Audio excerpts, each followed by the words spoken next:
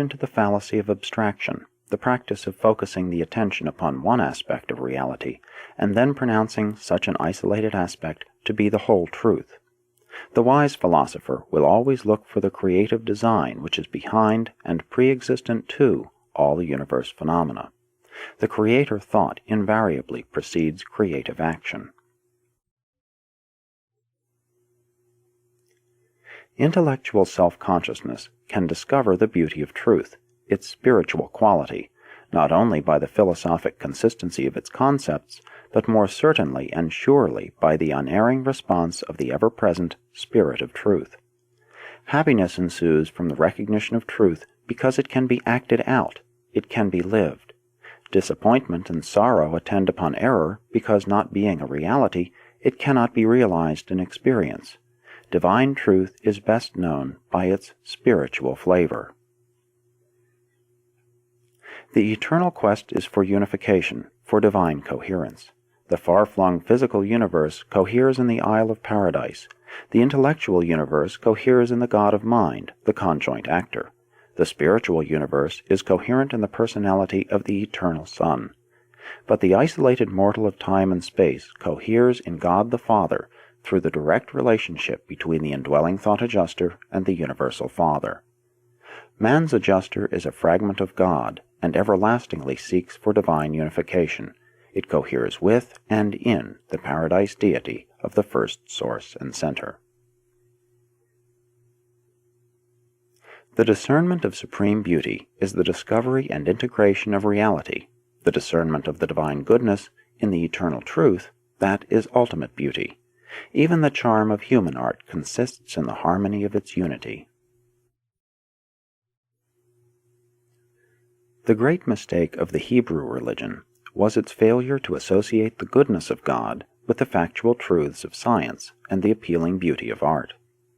As civilization progressed, and since religion continued to pursue the same unwise course of overemphasizing the goodness of God to the relative exclusion of truth and neglect of beauty, there developed an increasing tendency for certain types of men to turn away from the abstract and dissociated concept of isolated goodness.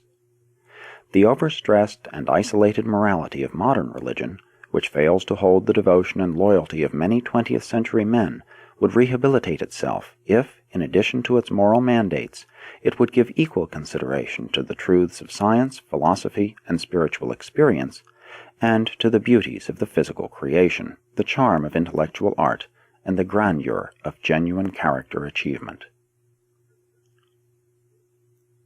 The religious challenge of this age is to those far-seeing and forward-looking men and women of spiritual insight who will dare to construct a new and appealing philosophy of living out of the enlarged and exquisitely integrated modern concepts of cosmic truth, universe beauty, and divine goodness.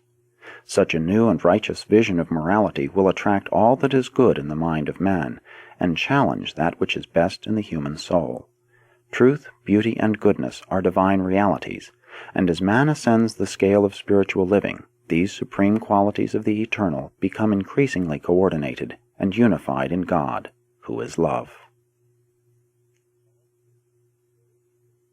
All truth, material, philosophic, or spiritual, is both beautiful and good. All real beauty, material art, or spiritual symmetry, is both true and good. All genuine goodness, whether personal morality, social equity, or divine ministry, is equally true and beautiful. Health, sanity, and happiness are integrations of truth, beauty, and goodness as they are blended in human experience. Such levels of efficient living come about through the unification of energy systems, idea systems, and spirit systems. Truth is coherent, beauty attractive, goodness stabilizing.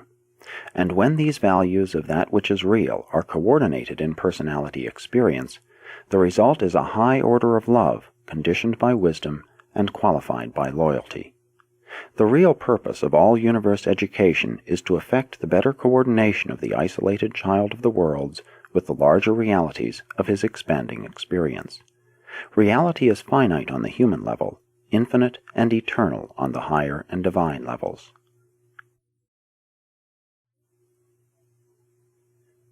presented by a divine counselor, acting by authority of the Ancients of Days on Uversa.